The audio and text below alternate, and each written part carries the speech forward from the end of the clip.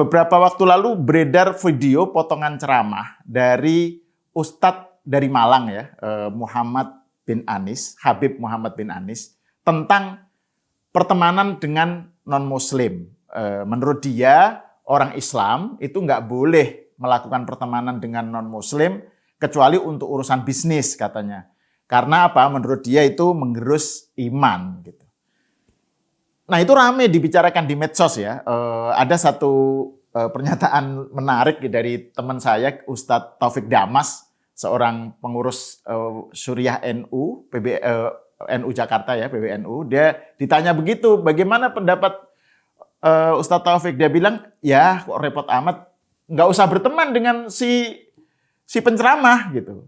Ini jawaban bergurau ya. Tapi sebenarnya jawaban yang serius itu, pandangan semacam ini bermasalah dan menunjukkan kesempitan berpikir si Ustadz tadi, Habib Muhammad bin Anis tadi ya.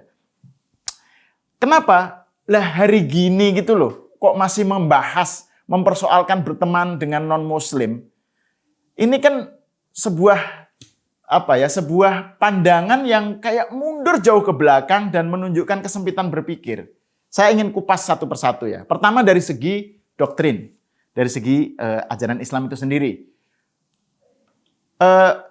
Konon Habib Muhammad Anis bilang bahwa dia mengacu pada satu hadis lah katanya yang bilang dari itu berdasarkan hadis.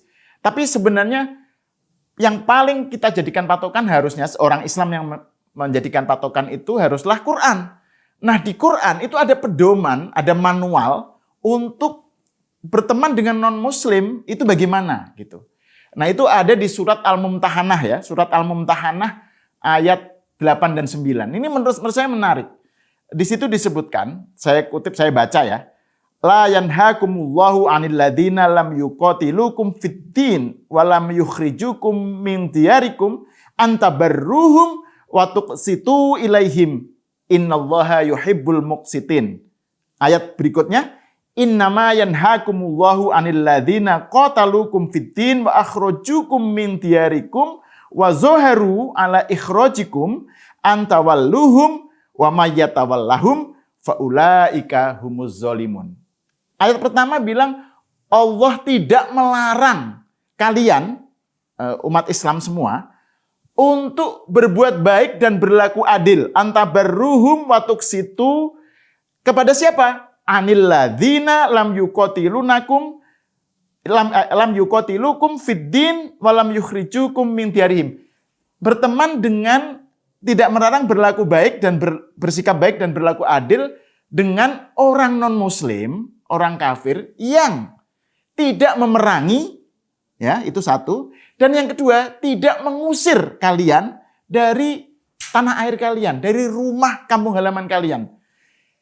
Itu jadi tegas sekali. Jadi hubungan baik dan bersikap fairness ya, sikap fairness, berlaku adil terhadap non-Muslim itu boleh menurut Quran. Asalkan, nah ini yang penting, kriterianya hanya dua yang nggak boleh itu. Pertama, orang tersebut, mereka kelompok non-Muslim itu memerangi, ya itu jelas dong. Mosok ada orang memerangi terus kita berteman, kan itu ngaco. Yang kedua, si non-Muslim itu mengusir kita, kaum Muslim dari tanah air, dari rumah kampung halaman. Itu dua hal itu saja. Kalau itu yang nggak boleh melakukan pertemanan. Nah ayat berikutnya menarik. Innama yanhakumullahu 'anil ladzina qatalukum tadi. Sesungguhnya yang dilarang Allah itu adalah berteman ya, berlaku baik dan bersikap adil terhadap orang-orang yang memerangi dan mengusir dari rumah, dari kampung halaman. Itu dua hal itu. Kalau itu nggak boleh. Dan Allah berfirman, yang dilarang itu adalah antawalluhum wa may yatawallahum faulaika humuz zalimun. Yang nggak boleh terhadap mereka ini non-Muslim yang memerangi dan mengusir dari kampung halaman si Muslim itu, nggak boleh melakukan pertemanan, nggak boleh menjadikan mereka sebagai aulia. Nah ini yang penting nih, jangan menjadikan mereka sebagai Sekutu dalam arti protektor ya, guardian, sebagai pelindung, itu nggak boleh. Jadi ini sebenarnya terkait juga dengan kontroversi beberapa tahun lalu ya tentang pemimpin non-Muslim, katanya haram dengan pakai dalil nggak boleh menjadikan non-Muslim sebagai aulia ya. Aulia waktu itu diartikan sebagai pemimpin. Ini waktu zaman kasus Ahok ramai sekali. Nah ini juga sebenarnya terkait, tapi harus diingat ayat larangan menjadikan non-Muslim sebagai aulia, ya, protektor, guardian, atau apa ya, pokoknya penjamin, pelindung, itu dalam kondisi perang, saudara-saudara. Jadi yang ayat yang kedua mengatakan yang dilarang oleh Allah itu adalah kalau si non-Muslim itu memerangi dan mengusir mengusir kaum muslimin, nah itu nggak boleh menjadikan mereka sebagai aulia, sebagai patron, pelindung, protektor, dan nggak boleh berteman, gitu loh. Ya tentu saja ini konteksnya adalah situasi perang, ya situasi perang. Ayat-ayat yang hanya berlaku dalam situasi perang.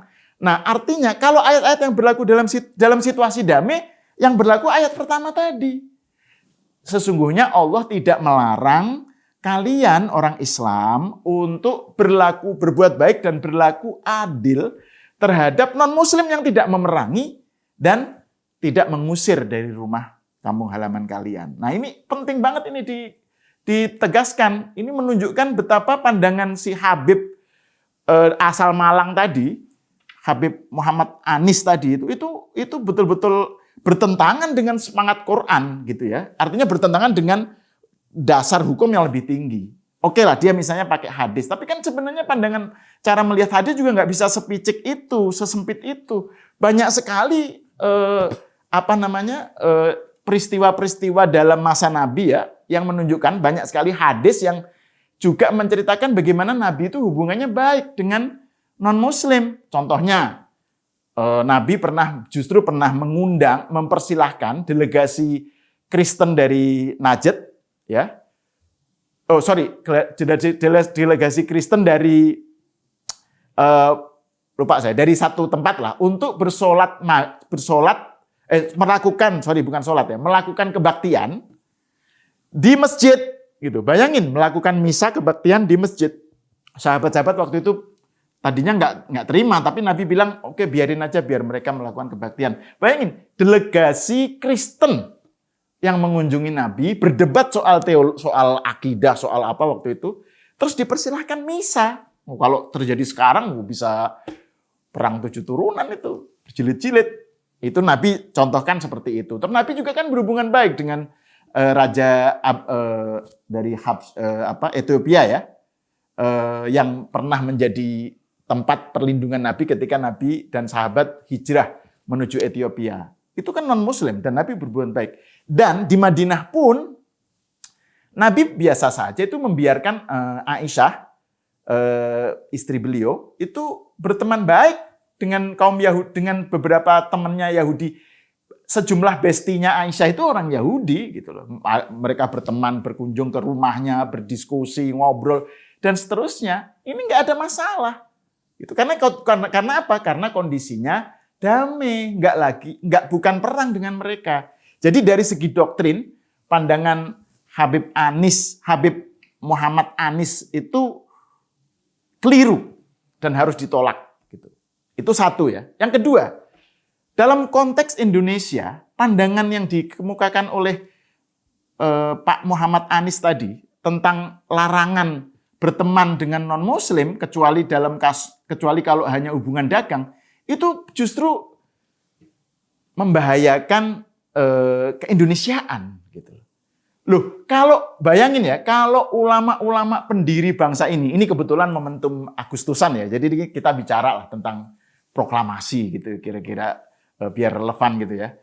Pak, kalau misalnya ya para ulama yang ikut dalam membangun bangsa ini, entah itu di BPUPKI, entah itu di pokoknya yang mereka ikut terlibat ya, sejumlah kiai dan ulama, itu berpandangan sepicik si Muhammad Anis ini nggak boleh berteman dengan non-Muslim, lo ya Indonesia bubar, nggak akan terjadi Indonesia ini gitu loh. Karena Indonesia itu negara yang kita cintai, yang negara yang juga Pak Muhammad Anies itu tinggal, ya, itu berdiri di atas basis pertemanan antara Muslim dengan non-Muslim. Bukan hanya berteman, mereka membuat sebuah ikatan kerjasama. Dan ini bukan bisnis loh, kan katanya kalau bisnis boleh. Enggak, ini bukan bisnis. Ini proyek, tanda kutip ya, proyek membangun bangsa, kebangsaan, yaitu Indonesia. Itu basisnya pertemanan. Dan ini ada contohnya juga pada zaman Nabi. Nabi sebelum menjadi Nabi kan pernah terlibat dalam sebuah fakta ya, bukan fakta ya, fakta, pact, hilful fudul, fakta kemuliaan, keagungan. Jadi fakta untuk menegakkan kemaslahatan bersama gitu. Dan itu terdiri dari sejumlah orang-orang non-Islam gitu ya, orang-orang kafir. Nabi belum jadi nabi kok. Fakta itu diperuntukkan untuk memerangi kezoliman. Jadi para kafir, suku-suku Mekah saat itu kan mereka tadinya tuh saling berkelahi gitu ya. Nah, karena ada ancaman berupa nggak tahu lah, mungkin kan zaman itu banyak perampokan, banyak peristiwa-peristiwa ancaman dari luar, mereka bikin fakta untuk kita bikin persatuan deh untuk memerangi kezoliman dan penindasan gitu. Nah, ketika pada masa Nabi di Madinah, Nabi pernah bilang, dulu saya waktu sebelum Nabi pernah terlibat dalam fakta semacam itu, dan bagi saya itu fakta yang bagus sekali gitu. Andaikan sekarang ada, kata Nabi, ini saya memparafrase ya, tentu saja ini lebih merupakan uraian dari saya sendiri. Kata Nabi, andaikan sekarang fakta itu ada lagi, saya pasti akan ikut. Gitu. Jadi artinya Nabi itu menganggap bagus sebuah ikatan,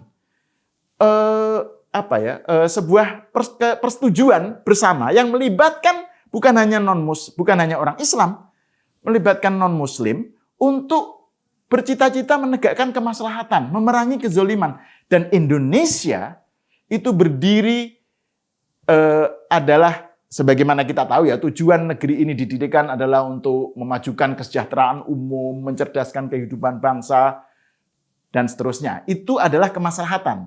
Dan tujuan bagus semacam itu, tujuan luhur semacam itu, didirikan di atas sebuah ikatan persaudaraan, persetujuan sesama anak bangsa ya, sesama warga negara, baik Islam maupun non-Islam. Jadi bukan hanya pertemanan, ini bukan bisnis, ini pertemanan yang justru bercita-cita untuk melakukan satu kemaslahatan bersama gitu. Makanya kalau ulama-ulama yang berpandangan luas itu justru dalam konteks Indonesia, di Indonesia ya, non-Muslim itu bukan hanya teman, bukan hanya warga negara biasa, mereka itu saudara. Kita ingat ada pandangan dari Kiai Haji Ahmad Siddiq ya, Rois Am tahun 80-an, almarhum Kiai Haji Ahmad Siddiq bilang bahwa ada 3 jenis ukhuwah, persaudaraan ukhuwah Islamiyah, persaudaraan keislaman, ukhuwah basyariyah, persaudaraan kemanusiaan, dan ukhuwah watoniyah, persaudaraan kebangsaan. Jadi non-Muslim, warga negara non-Muslim itu saudara sebangsa dan saudara sama-sama manusia gitu loh. Jadi makanya sebenarnya kan dalam pidato-pidato resmi sebenarnya itu di Indonesia ya, dulu kita sering, waktu saya kecil tuh sering dengar teman-temanku, saudara-saudaraku non-Muslim. Nah, itu kan sebuah implisit kan pengakuan bahwa mereka ini bukan hanya sekedar orang lain. Mereka itu warga negara yang haknya sama dengan kita, dan mereka bukan teman saja tetapi saudara gitu. Jadi ini adalah basis dari kebangsaan Indonesia. Nah, kalau sikap dewasa semacam ini itu tergerus oleh pandangan picik model Muhammad bin Anies dari Malang tadi yang mengharamkan pertemanan dengan non-Muslim gara-gara khawatir tergerus imannya, ya itu berbahaya sekali. Dan itu mundur banget gitu loh. Itu betul-betul setback yang luar biasa gitu. Yang ketiga, yang terakhir ya, kan alasan dia, Ustadz dari Malang tadi kan dia bilang takut kalau nanti berteman dengan non-muslim nanti imannya terganggu kalau ada non-muslim yang hebat atau apa, terus kita merasa bahwa ajarannya hebat gitulah. Pokoknya tak menggerus iman lah intinya. Ini aneh sekali, ini cermin dari beriman yang dengan mentalitas terkepung. Seakan-akan di sekitarnya tuh ada ancaman, ada musuh lah, ada apa. Beriman yang nggak pede, yang iman yang apa ya? Ini ada satu metafor menarik dari Gus Dur ya. Beriman itu bisa dalam bentuk beriman itu kayak berada di benteng pertahanan. Jadi masuk di lubang, di bunker gitu ya, yang takut dengan realitas, nggak berani berinteraksi dengan non-muslim, dengan yang lain. Karena takut imamnya terganggu atau bahkan mengisolasi diri dan seterusnya, menjadi eksklusif. Ini contoh beriman yang justru membuat jiwa kita jadi kerdil. Iman yang justru membuat mandek spiritualitas dan kemanusiaan kita. Dan iman semacam inilah yang dikhawatir model-model kayak Habib Muhammad Anies itu gitu loh. Ketakutan, iman yang nggak pede gitu loh. Dan ini justru menjadikan umat Islam itu jadi picik, mengisolasi diri dan nggak memberikan kontribusi gitu loh terhadap kemanusiaan gitu. Dan padahal ada jenis beriman lagi yang menurut saya jauh lebih menumbuhkan ya. Yaitu iman sebagai obor. Ini kata Gus Dur ini, saya masih mengutip Gus Dur. Iman sebagai obor yang menerangi perjalanan kita.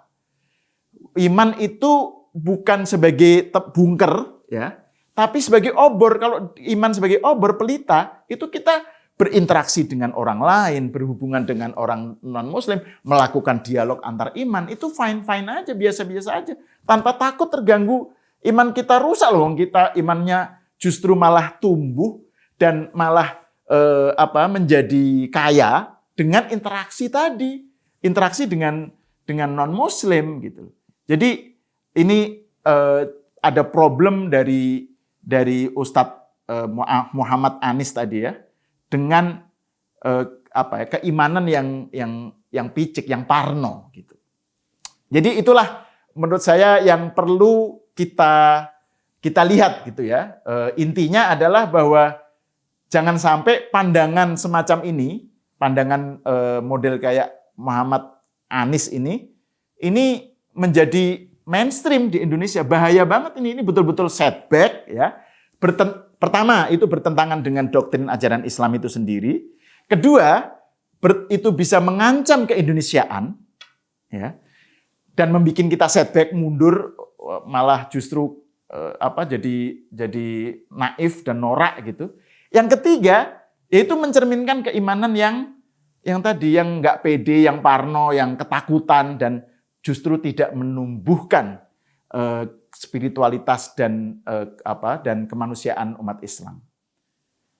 Saya Ahmad Sahal, kita berjumpa lagi. Oh, sebelumnya ngomong terakhir ya. Ada pernyataan Sayyidina Ali bin Abi Thalib, Khalifah keempat dan juga sepupu Nabi ya, sekaligus juga menantu beliau, yang bilang bahwa yang bukan saudara kamu dalam iman adalah saudaramu dalam kemanusiaan. Ini menurut saya jauh lebih bisa dipercaya sebagai ciri Islam ketimbang yang dikatakan oleh Muhammad Anies dari Malang tadi.